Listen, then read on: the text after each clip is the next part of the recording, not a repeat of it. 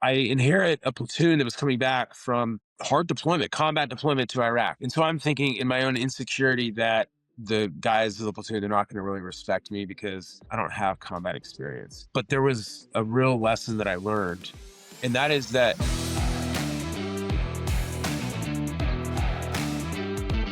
Welcome into Impactful Conversations, stories and lessons for financial advisors. I'm your host, Dave Edgecombe. Joining me, Dan Cnossen. He is a Paralympian. I want to get this right. Paralympian, former Navy SEAL, a Purple Heart recipient, and most notably, the pride of Topeka, Kansas. I don't think I read that on your bio anywhere, but I've added that in. I've added a little creative liberty. So please forgive me for that, but thank you so much for taking the time to join us today. thanks, Dave. It's great to be here with you and in support of Allianz, and I'm looking forward to our conversation. Thanks for doing this.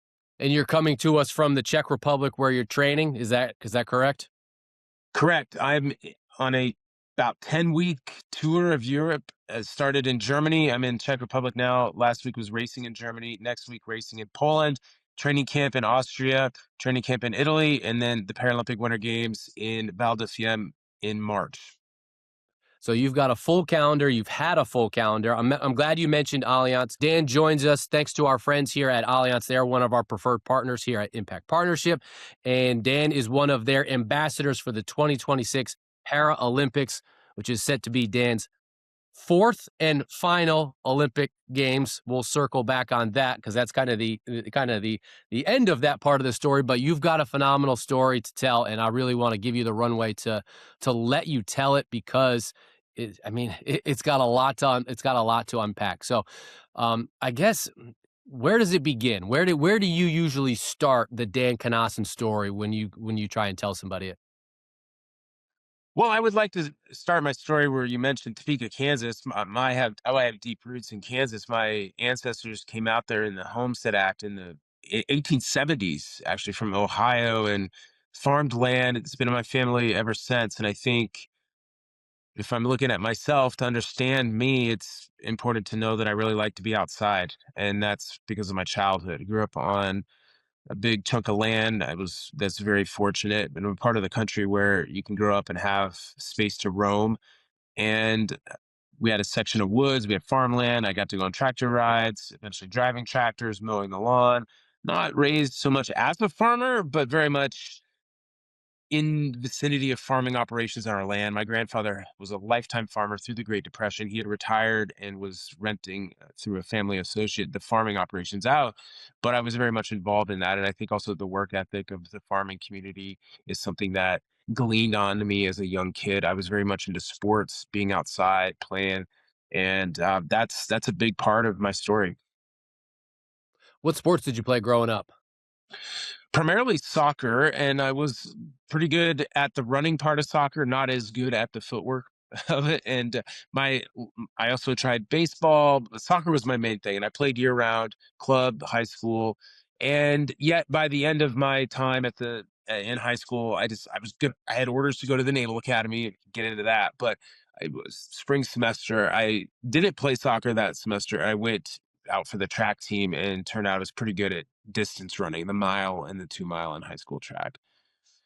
Well, what I think is fascinating, and I think it speaks volumes to your story, is you mentioned a sports background, and you conveniently didn't mention any swimming experience or any real passion around the pool. And yet you found your way to the Naval Academy and no less to the Navy SEALs and BUDS training. So please take me through, I guess that decision, but ultimately facing that challenge head on, because I got to imagine that puts you at a little bit of a disadvantage on day one when you get to SEAL training. Well, you're correct. No swimming. I took some rudimentary swim lessons as a kid, was very, very uncomfortable in the water when I showed up at the Naval Academy. You might ask, why did you go to the Naval Academy? And I had applied to West Point. I wanted to combine college and furthering my education with going in the military, and I thought that being an officer would be the thing to do. And I applied to the service academies. I ended up fortunately getting into both that I applied to, West Point and the Naval Academy. And I chose the Naval Academy, being very uncomfortable in the water because I wanted to be a Marine. And I thought the Marines Sometimes they're on ships, but then they get off the ship and they do their operations on land, and I could be okay there. And what attracted me to the Naval Academy was the diversity of what you could do after graduation, whereas at West Point, a fine institution, the second best service academy, in my opinion. The best one is the Naval Academy because beyond going into the Army, which you have as the Marine Corps graduate, 1/5 of the graduating class goes into the Marine Corps, which is like an Army. And the Marines don't want to hear that, but you can do anything out of West Point in the Marine Corps. And you can also go in the Navy. You could fly airplanes. You could be on a submarine. You could be a surface warfare officer. There's this other aspect of special operations, explosive ordnance disposal, or the SEAL community, and that intrigued me. But I was not comfortable in the water. But by the end of my first year at the Naval Academy, I had my friends, and they all, I mean, we were drawn to one another by common interest and personality, and pretty much all of them wanted to be selected for the SEAL program. And a lot, I mean, I feel like 200 people in my class wanted to be SEALs when we were freshmen. So not that uncommon that these individuals wanted to do that, but yet that's the kind of person I was drawn to. And I started reevaluating what I wanted to do and setting new goals. And the goal by the end of my first year there was to be one of the 16 members of my graduating class. It's going to be very competitive to be one of those 16, but getting to go to SEAL training. And so I set that goal. I held it close. I worked towards it. But a big part of that process of working towards this goal was getting in the water. And I had to confront the fear, acknowledge it, confront it, and then get into the environment, literally jumping into the swimming pool, immersing myself, working on my stroke, working on my breath, just anything and everything that could make me more comfortable in the water. It sets the stage for this theme of adversity and facing adversity. Before I get to 2009, I think there is an interesting thing that I want to dive into, and that's when you when you first get deployed. And forgive me if the language is clunky. When you first get deployed, you are leading people that have already been deployed. You're leading your guys that have seen live battle. And here you are kind of getting your first taste of it. And the challenge that that can present when you come into a situation where you're in charge of people that maybe think they know a little bit more, or at least maybe have a little bit more schooling, so to speak, on the subject. So I want you to kind of peel that back a little bit for me. What was that like when you walk into those rooms and have to command that room? Well, this is an important question. I think it's useful for me to talk about this experience because many people can be in positions where they have a position where they're in authority or a position of leadership, management over someone who has more time on the planet, just older person and more time working in that company, perhaps. Mhm. And that can be a difficult thing to navigate. I did my first deployment. I got through SEAL training in 2003, all of it in 2003. So 9/11 had happened my senior year at the Naval Academy, and then the invasion of Iraq happened as I was beginning the process of intermediate level SEAL training. So I wasn't a qualified SEAL yet when Iraq kicked off, but it was very clear to me that getting through this program, I'm going to be potentially deployed to war zones, and that's what I wanted to do. That's why I chose this job. And if anything, this was going to be better than being in the peacetime service because we get to put this training and the skill to the test. But my first deployment when I was an assistant platoon leader was not to Iraq or Afghanistan. It was actually my, to the Philippines, and we were doing work down there that was important to the U.S. in its global war on terror, but it wasn't hands-on. It was more training the foreign nation, Filipino special operations, to do their work, which had a counterinsurgency and a sort of counter-terrorist mission. But we weren't doing it ourselves, and so that was a leadership challenge because the guys in the platoon, they're pipe hitters. They want to do it themselves. They want to go on these missions and they want to take out bad guys. And so, but you got to try to keep morale up. And yet, some of these individuals had combat experience. Some had more time in the teams than me, and I'm younger, but I'm not the platoon commander. And so, I was in a position where the struggle was to distance myself a little bit from the guys, the enlisted members of the platoon, but yet I'm not the overall in charge, and I'm learning, and so you're trying to navigate that. Too close, that's not right. Too far away, that's not right either. Where is that balance? And then fast forward a couple years, I'm now a platoon commander. I'm 6, 7 years into my time in the SEAL community. I've done multiple deployments now, but I didn't really have the kind of combat experience. I've been on some operations, but I had never been in firefights. I'd never made calls during firefights, the kind of experience that you hope to get because that's the mark of respect in the community, really. And yet we don't control our deployments. And so there's acknowledgement that you don't always get to deploy where you would want to deploy. I inherit a platoon that was coming back from a hard deployment, combat deployment to Iraq. And so I'm thinking in my own insecurity that the guys of the platoon, they're not going to really respect me because I don't have combat experience. But there was a real lesson that I learned, and that is that I can I can tap it. If I don't know how to do something, or if I'm just, even if I think I do know how to plan an operation or conduct an operation or a certain call to make, sometimes you have to make decisions really quickly. But a lot of times you actually have time to take input.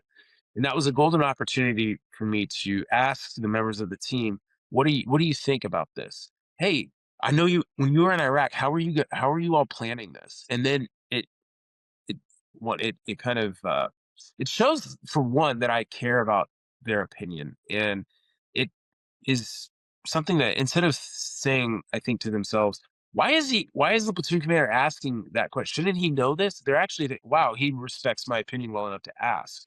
Other officers maybe don't do that, or this or that. So I think not knowing something, it would just clearly I don't know how to do this, so I'm going to ask the member of the team how to do it, and that actually became, for me, instead of weakness, I initially viewed this as weakness. It's no, this is actually strength. And I'm not going to be able to cover up anyway the fact that I don't, the guy, they will see right through that if I try to pretend. And so it's better just to be honest if you don't know something and ask an opinion. But even in the time where you have to take input, getting that input, getting different viewpoints from the team.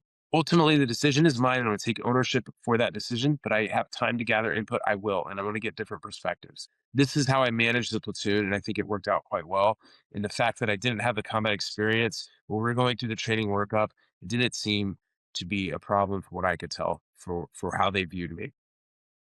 Yeah, I mean, it sounds like being able to be vulnerable and how that can be perceived as a weakness, but if you face it head on and put your cards on the table, it can be a sign of strength because it shows humility and it shows your ability to want to learn more and also put trust in the people underneath you, I'd imagine.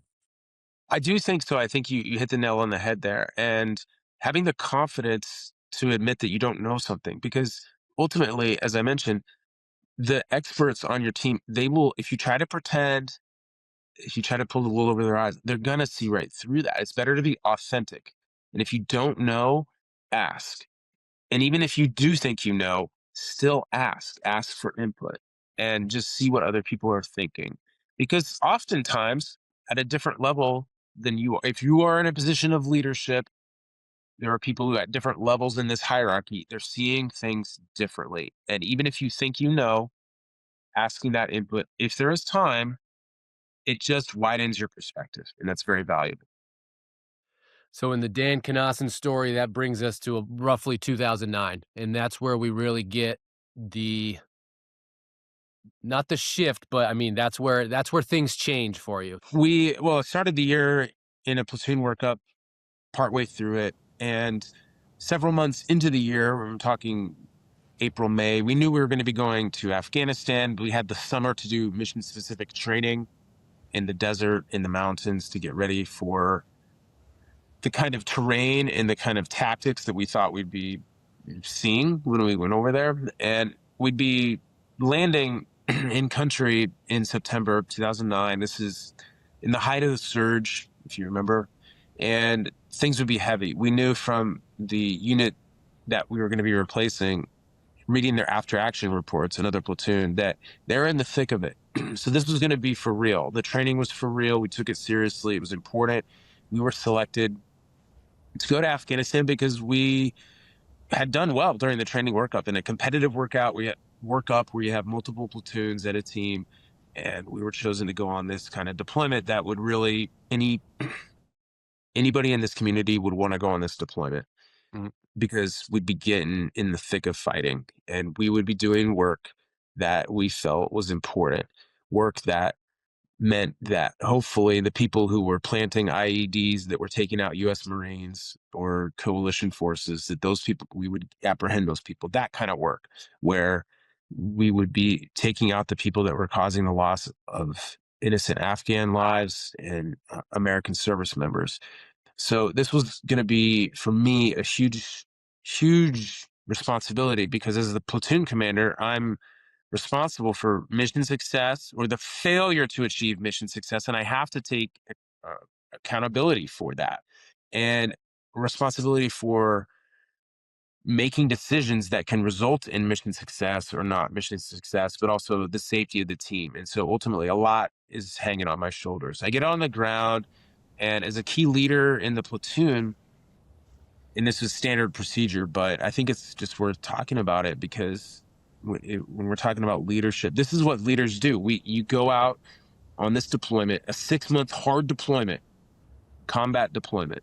You go out 3 weeks early, essentially turning it into a 7-month deployment, because you want to get on the ground. You want to see how the unit that we're replacing is planning, conducting, debriefing operations. You want to meet the relevant players. You want to see the tactics, techniques, procedures. You want to soak in as much information as you possibly can, so that by the time the rest of the team arrives a few weeks later, you're in a position of just a bit more experience, versus showing up with the team and not really knowing what's going on and trying to learn it while everyone's there. So leaders do this. You step up to the plate and you take that extra sacrifice to ensure a greater chance for mission success and the safety of the team.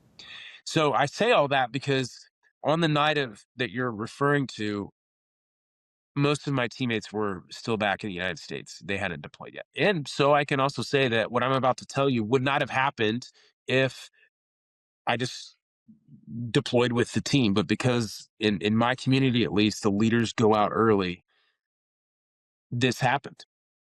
We were on a nighttime assault operation. We were going to be assaulting a compound in heavily Taliban controlled territory. This is in Helmand province. We had taken helicopters in the middle of the night, foot patrolled a certain distance. We're sneaking into the target. I'm part of a smaller element that's assigned to take a hilltop. This hilltop overlooked the target compound that would later be assaulted by the main force. When we get to the top of the hill, this smaller sub element that I'm a part of, I was in the process of moving forward, looking through the night vision goggles, and there was a flash of light. And the next thing I knew, I was on the ground. I didn't hear anything, but I did see a flash of light in it. When I got my wits gathered about me again, I think my bell had didn't really rung. I realized I probably had stepped on a buried explosive device underground, improvised explosive device, IED. I did. And I was told later that it was the equivalent of approximately 105 millimeter artillery shells, two of them wired together. And this could destroy an armored vehicle. This could have vaporized me, but the second artillery shell didn't explode and the first one only went off partially. But I'm laying there in the dirt. I remember just realize this is not good. This is, how is this happening? The thoughts of that nature. What's going on? And I'm trying to find the radio to key up, to get a man down out over the radio, the status update, but I couldn't find my push to talk to key up the radio. I think my kit was rearranged. Now that I look back, I had been launched in the air. I didn't know it at the time. I don't remember being thrown in the air, but my helmet was gone. The night vision goggles were gone with it. Everything's dark. I couldn't move. And I remember my arms working, but that's about it. And I didn't know if any of my teammates were alive, but they I think had their bells rung as well. And after a few moments had passed, they figured out what was going on and they found me, and they were checking me and they were rendering life critical first aid, which meant tourniquets, applying the tourniquets. The medic had to put on 6 tourniquets. Each one gets cranked down really, really hard. As hard as it possibly can be cranked down. It's quite painful to go through that. We also were now compromised in vicinity of enemy forces, and my teammates were ordered to get me off of that hill. And that begins the next phase of this just horrendous night, trying to get off of this hill. My teammates stepped up. They put their own lives on the line. Each one of them was awarded the Silver Star for their actions that night, which is the third highest medal for the U.S. for valor in combat. And I think that goes to show what they had to do to get me off of that hilltop. They were dragging me by the shoulder straps of my kit over sharp, craggy rocks that were cutting into my body like surgical knives. It was all I could do to try to just hang in there and stay awake, listening to the medic. And meanwhile, we got to get down to this helicopter landing zone that's going to be designated. And we're waiting on the helicopters, and they just seem to not be showing up. Where are they? We had flown a long way from the point of origin. The helicopters had gone all the way back, and they're trying to get them back here before it's too late. And I remember I was awake during this, and I remember being dragged. I remember the pain. The pain was more than anything I'd ever experienced. It was just absolutely at this threshold of anymore, and I probably would have passed out. And I probably did have spells of unconsciousness, but I would come back to, and I would try to stay awake and try to hang in there. But I remember asking at one point, "When is this helicopter coming?" And they said, "5 more minutes." And I said, "You said that 10 minutes ago. Where is it?" I wanted to get on the helicopter. I knew that I needed to get on the helicopter. Eventually, the helicopter, it landed. They dragged me on the back. I shook my buddy's hand. He got off the back of the bird. They're going to continue with the operation. I'm told that they got me onto the helicopter within 1 minute of it having to leave and just fly back for the bingo fuel mark. So it was super close with the fuel. When I shook my friend's hand, he got off the helicopter. I remember the tail ramp coming up, and that's the last thing I remember of the tail ramp going up and a light in my face. It might have been that I was seeing the light, or it might have been the light of a flight surgeon on board. I don't know which, but that's the last thing I remember. And then it was darkness for me. We hope you're enjoying Dan's story. As we said in the beginning, he was joining us from the Czech Republic, where Wi Fi, unfortunately, was not super reliable, and we lost Dan's video signal. That said, we still have Dan's audio, and Dan still has a riveting story to tell. We hope that if you've listened this far, perhaps you'd be willing to listen a little bit further. So far, we've heard a lot about Dan's adversity, more of that on the way, but also some of the triumphs, including his experiences at the Paralympic Games, and he'll share what he's got planned for after his fourth and final Paralympic Games. Of course, if content like this is striking a chord, please like and subscribe and enjoy the rest of the conversation. So I think at the beginning of your story, you mentioned, hey, you were there early. One thing goes differently and this may not have happened. Do you, or did you kind of dwell on that at all in your recovery? Yes, that is an insightful question because I've thought about that a lot. The weekend that I deployed with the leadership element going out from San Diego was Labor Day weekend. And the day that we were supposed to deploy, I want to say it was a Friday of Labor Day weekend on this C-17 military aircraft Air Force. We go, we'd already loaded pallets. We show up on base. We're going to drive over to North Island Naval Air Station, 10, 15-minute drive. We get on the SEAL compound, though, and we're told, flight's canceled, come back tomorrow. Like, okay, yeah. Air Force wants to have Labor Day weekend in San Diego. Big surprise. We're probably really going to deploy on Monday or Tuesday. So I think this was a Friday. So it was like 24-hour rule, meaning, okay, show up on Saturday. So, okay, show up Saturday morning. We're told canceled, come back tomorrow. Okay. So we leave. And then I think it was about an hour or two later, we all got recalled to come back. No, the bird is fixed. It's on. So this is like Saturday of Labor Day. We could come back. Well, it turns out if that didn't happen and if it would have been rolled 24 hours beyond that, that story I just told you wouldn't have happened. So I have thought about that. But I've also come to the conclusion that these kinds of thoughts, they're hard to suppress. I mean, it's natural for me to think about this, the timing of things. But then I also think I was in a community that I wanted to be a part of. I got to work with people that I was so proud to work with. I had a position of leadership and responsibility. You have duty and you have to go. And you don't get to decide what day you're deploying. You don't get to decide if the aircraft is going to be able to fly that day or not, or who knows, but you go, you answer the call. That's what you signed up to do. And so I went. And now to even be dwelling on it, well, it's in the past. I can't change any of it. So to ruminate over all of this, there's no point. I can acknowledge it that was part of my history, that this or that, or I could have been walking down a different corridor up on that hilltop, and maybe this wouldn't have happened. Maybe it would have happened to someone else. Maybe that person would have died. I don't know. There are a million what ifs. I could run myself into the ground thinking about all the things that could have happened or didn't happen or might have happened throughout human history, and maybe this didn't happen to me. But instead, this is where I'm at, and I'm going to make the best out of the situation for where I'm at right now, today, right here, right now. The past is over, it's gone. You can think about it till you're blue in the face, and you cannot change the past. And so I just have come to accept that is a fact. In your recovery, was there a moment that helped you get to that conclusion? Well, there was a night when, I hadn't I've been in the hospital for a few weeks. I woke up, I was in the ICU. I was going through surgery Monday, Wednesday, Friday. That was my routine. There was one week it was Monday, Wednesday, Thursday, Friday, and it was just survival. And I didn't have a lot of time to process. It was just, okay, get through the next surgery, wake up. There's some visitors coming in, talk to them, professional, personal.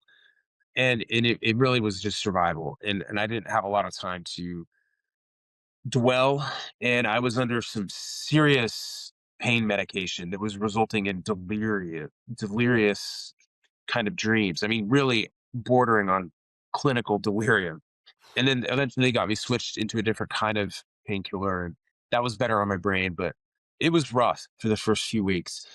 Now fast forward, and I'm out of the ICU, and I'm in inpatient, and there was a particular night when my mother and sister were in the room, and then they were leaving, and I remember this night because when they left, they shut out the lights and said goodnight. I had the room to myself. I'm not in the ICU anymore, so but yet I was having a real hard time sleeping, and the nights were tough because there would be some nights where I would lay in bed the entire night until 3 or 4 in the morning when the residents would come in, and I learned how early the residents have to start their day. But the residents who are under different departments that I fall under, orthopedics, urology, plastics, they were coming in to check on me, but there were nights where I literally had not slept. And then once the day starts, it's boom, boom, boom, boom. Unless there's a surgery, I'm just not gonna have time to sleep. So it was hard to face the night. On this particular night that I'm talking about, my mother and sister leave. I didn't, I knew that they needed their sleep, but I didn't want to make them feel guilty for leaving. They'd be back the first thing next morning anyway, and I knew that. But the lights go out. I didn't have a TV in my room. I didn't have a cell phone. Nothing came back for me from Afghanistan other than a wallet and I think my passport. And so I'm just on this particular night facing my thoughts, and I just lost it. I broke down. I completely lost it in a mixture of self-pity and grieving, and just thinking about the magnitude of all of this that is in front of me. What is my life going to be like? Where do I go from here? How am I going to find meaning? All of this, but it was cathartic, and I don't know how long this lasted, but when it was over, I remember feeling a calm come over me, and that calm probably didn't last too long before all the stray thoughts crept back in, but that calm, in it, I realized that this is on me. Nobody can do this for me. I have all of this medical support, family support. I'm gonna get the best prosthetics that money can buy. But ultimately, nobody can do it for me. It is not to say that this support network isn't important, but this falls on me. And I, the fact that I'm telling you this story, I mean, I still remember that night and how important it was for me. I hate to make you compare the 2 because they sound like unique battles unto themselves, but what was a bigger challenge, the physical recovery or the mental recovery? Well, I think ultimately they meet at the same point. The physical aspect was very difficult for me because I had atrophied so much by the time I months later was cleared to be fitted for prosthetic sockets. That's what my residual limbs go into, but you have to wait until your scar lines and your skin is ready. And I had lain in bed. I had a broken pelvis from being launched in the air. That meant that I couldn't even rotate onto my side or my stomach for 100 days. I was stuck on my back. And so I just had atrophied so much. And the prosthetics, I'm a double above the knee amputee. The prosthetics are very heavy and they bend underneath you. And you don't start on the knee prosthetics right away. However, to get up to that point, it's going to require a lot of hip strength and core strength. And I just didn't have it. And I had to build it. But I remember coming back after 2 hours of physical therapy, each just being absolutely exhausted and thinking, how am I going to run? Because running was my big motivator. I want to run again. And that's if you're going to run on prosthetics, you got to walk and you're going to, crawl, walk, run. How am I ever gonna run? I didn't know that the running prosthetics were a lot lighter and in some ways easier than walking because I run without a knee bend and they're lighter, they don't bend, they're more stable, but I didn't know how long this road was gonna be. It's not like a marathon where it's a fixed distance. There's gonna be setbacks, and I just had all these medical setbacks out of my control, and that's where you get into the psychological and the mental space that you're talking about because dealing with these setbacks that are out of your control can be really frustrating when you have goals and you're driven and you want to get those goals achieved. So ultimately, I think they meet in the same place. I had to keep a positive attitude mentally so that I could go forward physically and put in the work. But to keep the positive attitude mentally, it was because I had goals that I cared about and that I realized I need to I have these long-term goals, but I got to put in the work today.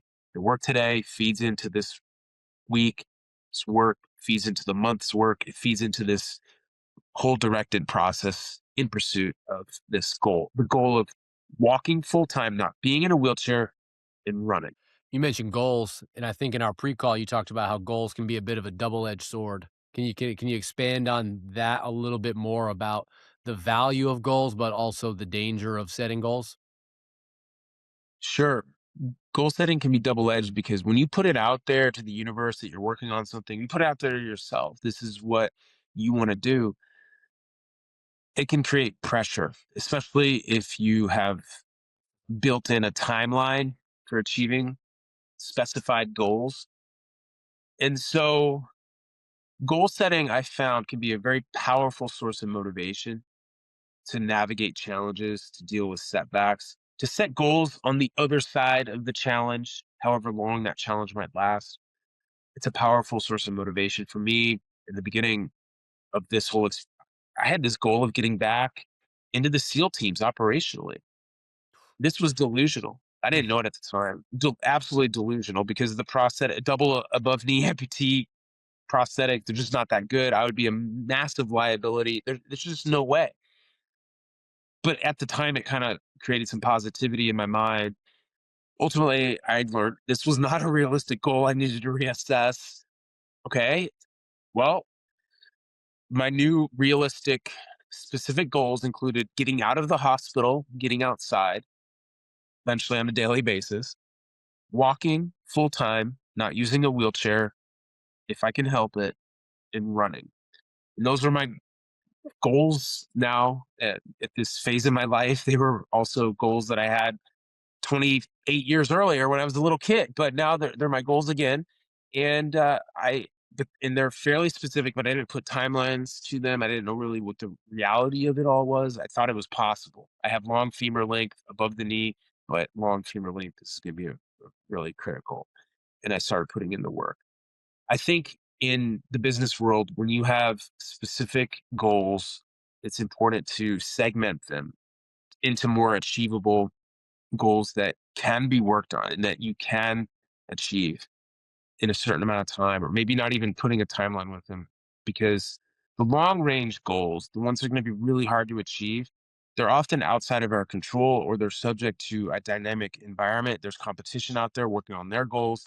You don't always get to control whether you achieve your goal or not, but what you can control is how you work towards it, how you can create a process to achieve this goal. And this is what I learned in the hospital environment. I mean, talk about learning something the hard way. That's gotta be, some dark moments, I would imagine, but it does set the stage for I mean, I hesitate to call it the next chapter because it does feel like this massive I mean, it's a whole 'nother act of the Olympics and the Paralympics and cross country skiing. I mean, this just seems so this uh, how did cross country skiing and the Paralympics come into your world and become sort of a realistic goal for you? Cross country skiing for me is something I never did in Kansas. I do remember on the farm, my parents had a set of cross country skis, more like the touring kind, not high performance cross country skis. And if it would snow, I had this idea usually to try to put them on and go try to ski on the farm, but there were no downhills and it was just more like walking on them. Maybe I was interested to it in doing this as a sport, but I was not born in the right part of the country to be able to competitively do cross country skiing as a kid. Now, fast forward many years, and I have this injury. There was a recruiter from the US Olympic and Paralympic Committee at Walter Reed. Logically, because you have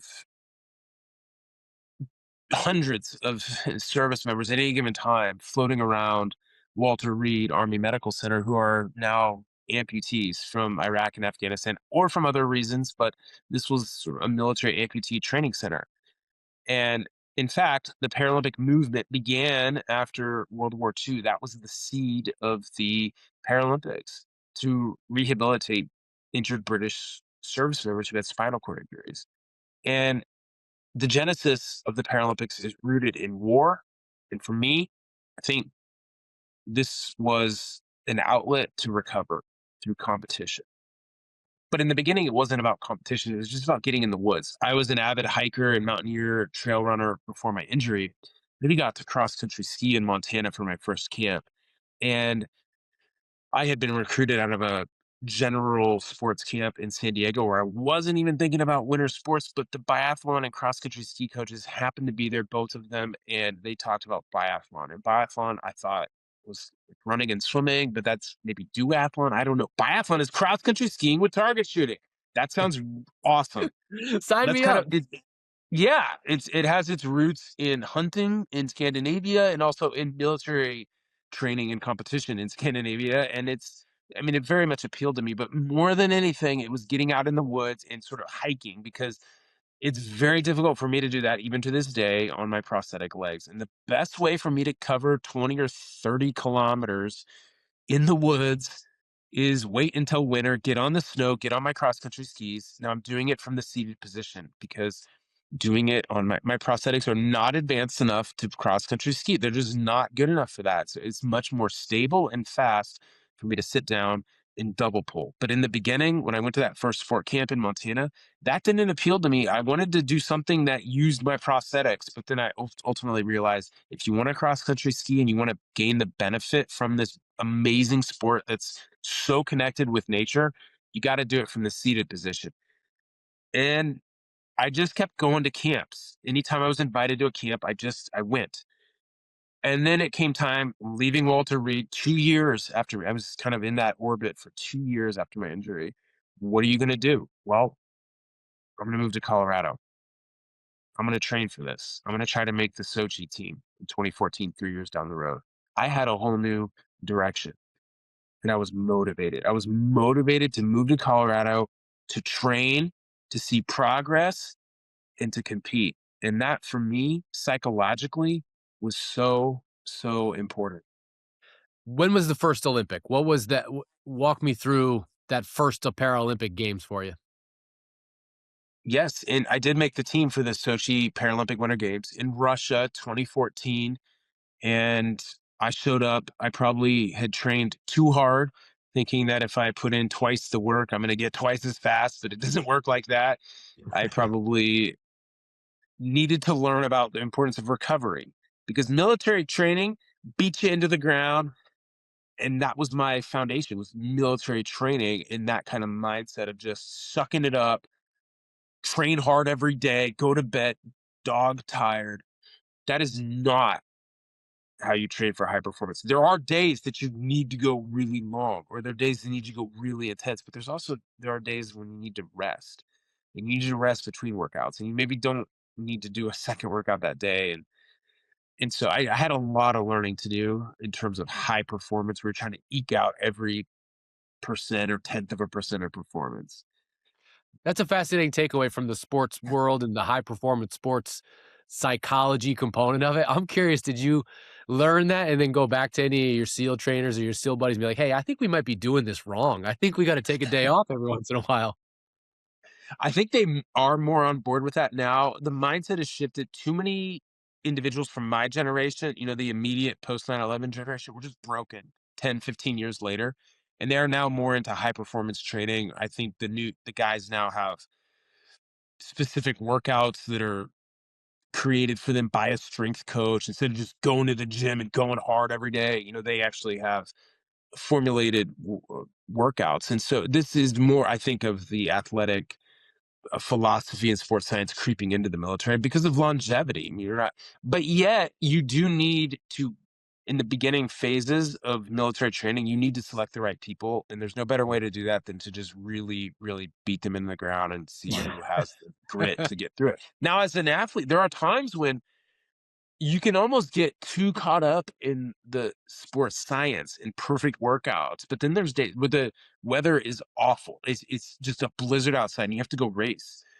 Or the the shuttle bus to the competition showed up 20 minutes late. You don't have time to get that perfect 40-minute workout right before the race. Or something happened, you don't get the food that you were expecting to get before the race. And so that's where I draw upon the military. And it's just, okay, or I didn't sleep well the night before. Okay, well, I've been through a lot more challenging things. I can draw upon this reservoir of experience. Most of it I attribute to the military that I can then apply into the sport world. It makes me think of the adage in sports of, can you win when you don't have your best? Can you win with your B game and not if you because you're not always going to have your A game and things aren't always gonna kinda shake out in your favor. You mentioned the 2014 Winter Olympics. I wrote this down before we got on because this is quite a 2018 Paralympics. 1 gold, 4 silver, 1 bronze, named best male athlete of the Paralympic Games. That's a that's an important one to get on that resume. I hope you make room for it.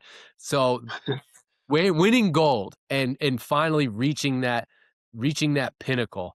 Can you take me through what it's like to wear the flag and be in that position? Well, 4 years after my first games in Sochi, which I would say were introductory, it didn't result in a medal but it gave me experience. 4 years later, and through each one of those 4 years, I could apply lessons learned. You look back on the previous season, you apply lessons learned going forward into the next season. You make adjustments with gear, you make adjustments with training, both on snow and in the gym and in the many months of cross training where you're not on snow as a cross country skier. You make adjustments to all of that based on feedback from previous seasons. You make adjustments with nutrition, with hydration, with rest, with recovery, with psychology, all of it. It can, and so you just accumulate wisdom as each season goes by.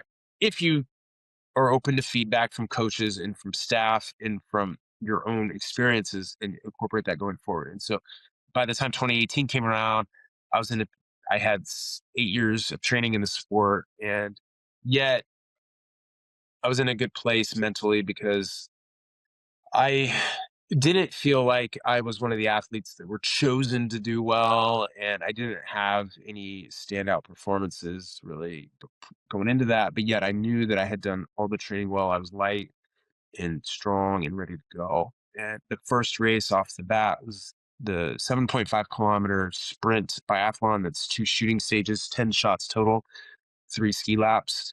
And it went really well. And I surprisingly eked out a first place finish 7 seconds off of second place. And every second really, it really counts. So when you're doing these time trial formats, you don't really know where you stack.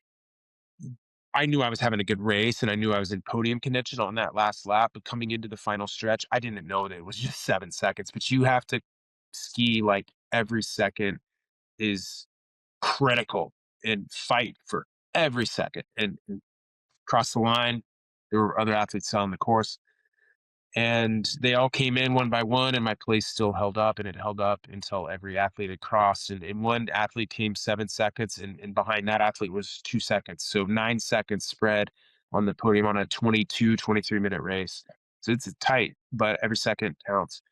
And you don't stop until you get to the finish line. And I had this idea of just focus on the race, be in the race. And when the race is over, it's over. If it went well, or if it didn't go well, it's in the past. The past is gone, and focus on what you can do right now to get ready for that next race. When you're in the next race, what can you do right now to tackle this hill that's right in front of me? What can you do to find 1 or 2 seconds out of this turn that maybe weren't there, but you can find it if you do it correctly? And that's the kind of in present mindset that I wanted to cultivate. And I think it really contributed to my success that games. I also benefited from a very hilly course, and I had trained in hill climbing. The weather was warm and the snow was soft. And I have learned over my career, when you say, when conditions aren't correct, when they're not optimal, all right, good. That's good for me. Hilly course, good. That's going to help me out. The snow is soft and slow, good, because this is going to be an advantage to me. And that all played out. Talk to me about those next Olympic Games and what you picked up from there and what you took on, what you were able to accomplish in that next Olympic Games. Then the third and my most recent Paralympic Games was in Beijing, China, and that was a difficult one. I think every Olympic and Paralympic athlete can attest to that across all nations because of the COVID pandemic.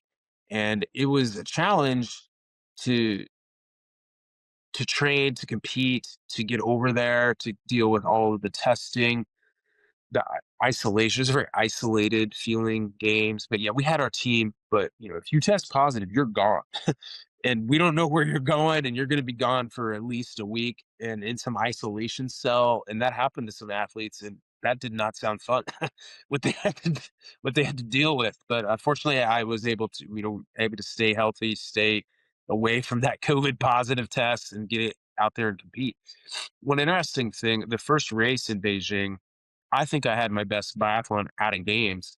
It was that sprint biathlon again, where 4 years earlier I had that success of winning a gold medal. And it was an incredible thing to win a gold medal, to see the flag go up and hear the anthem and reflect on my journey coming back from this injury. But I've also learned that prior success often breeds expectations of continued future success. And so 4 years later, I'm heading into this race thinking like, oh, this is the race that I won the gold medal in 4 years ago. That created some pressure, and I felt it on myself. And I probably shouldn't have. I should stick to my. I was trying to stick to my principles of performance, and I did. I think I did that successfully. But the field was different that day, and I had a great race. I hit all my shots, 10 out of 10, and I crossed the line, gasping because it was at altitude, and I couldn't have given much more. Maybe I could have shot a little faster, but I was 19 seconds off a third, and I finished in fourth place. And I realized a very sobering lesson, which is that nobody cares about fourth place. Nobody cares. You can have your best race and you can be proud about it, but if it's fourth place, people don't really care. But my coaches knew it was a good race. I knew it was a good race, and that's ultimately all you can do is have your best race, your best performance.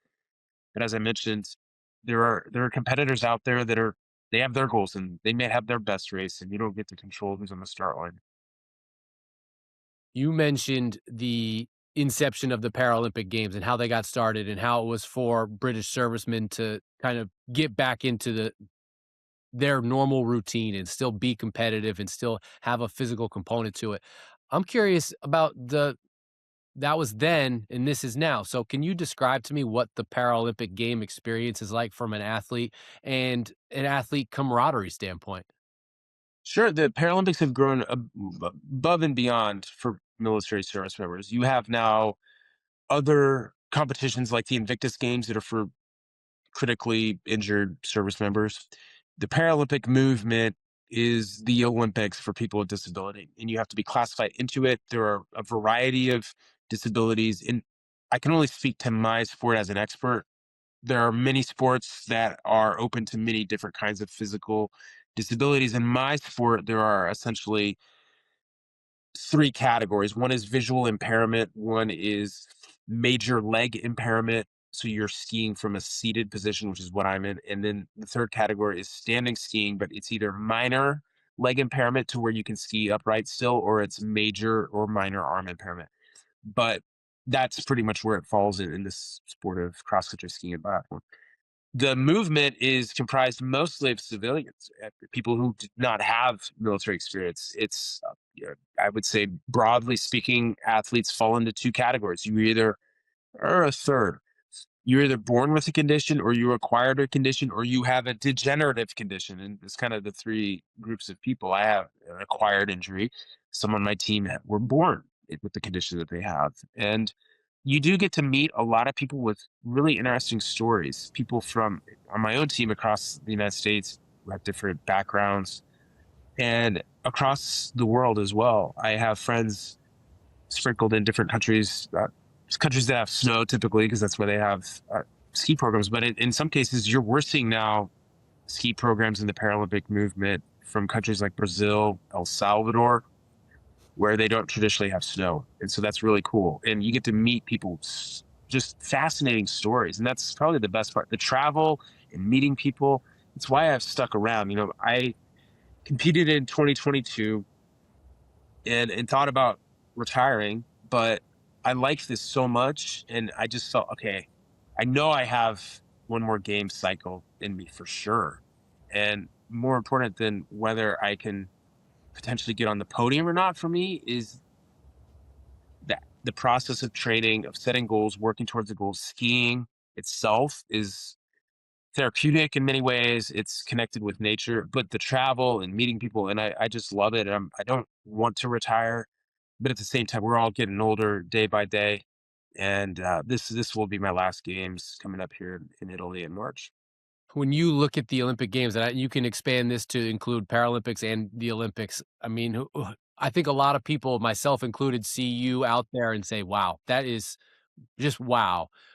Who wows you? When you look at other athletes competing, who do you see or what sport do you see that makes you say, "Wow"? Well, I'm on a team of very impressive teammates. All are just motivating to me.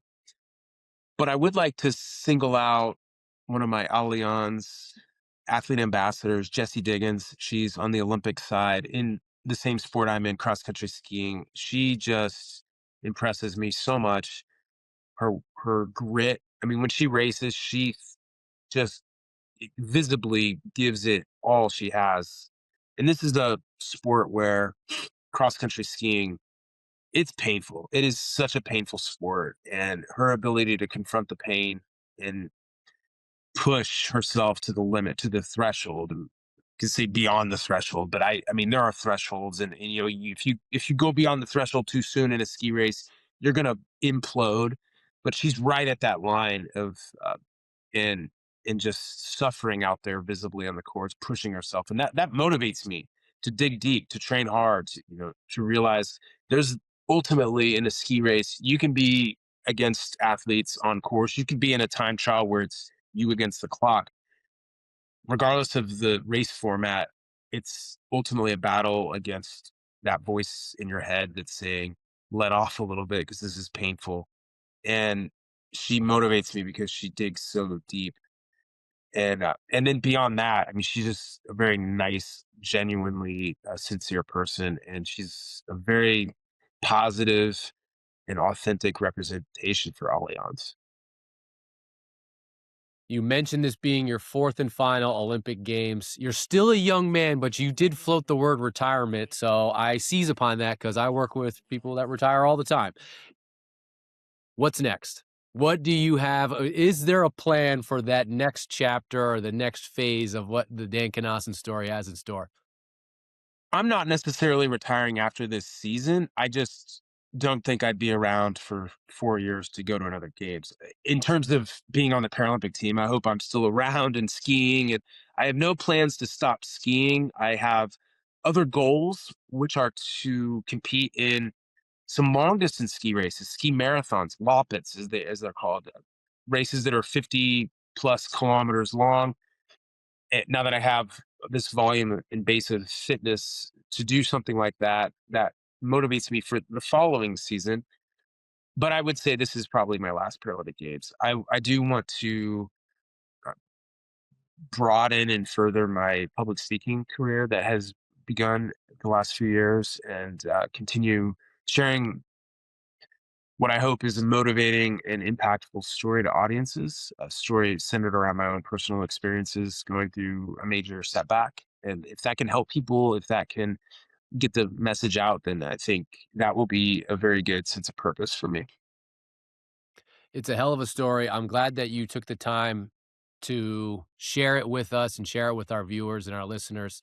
Um, and thank you to Allianz for making you available to us, and so that we can give you this platform to share your story. And I know that we'll be looking for you out there, and competing. I can't wait to see you in action. I've only seen like still images of you out there, so I'm excited to be able to actually see you in action and competing. And hopefully, no pressure. I don't want to put pressure on you, but hopefully get on that medal stand again. Well, thanks, Dave. I've really enjoyed this conversation. It's great to chat, and thanks for giving visibility and attention to my story. And I will say also thanks to Allianz for supporting my Paralympic dreams this year. It's that support has been really critical as I work towards my goals. Well, I mean, I've got a notebook full of more questions. I feel like we only scratched the surface in terms of the things that are really in your wheelhouse when it comes to overcoming adversity and leadership and all of that stuff. So when you get back stateside, I'd love to be able to talk to you again, and maybe not focus so much on the Olympic games in the past, but also what that next chapter is, and what you got going on, and how people can become better leaders and face adversity and everything that comes along with it. That sounds wonderful, Dave. Let's do it. I'll pencil you in. I've made a note in Yeah. here, so we'll try and make it happen. Thank you so much for taking the time, Dan, and thank you for watching. If you're looking to grow your financial practice, our YouTube channel is a great way to do it. Impactful Conversations has all kinds of episodes in which we talk to industry experts, financial advisors, and then individuals like Dan that have great stories to tell. So please like and subscribe. There's all kinds of things for you to check out, and we'll see you next time.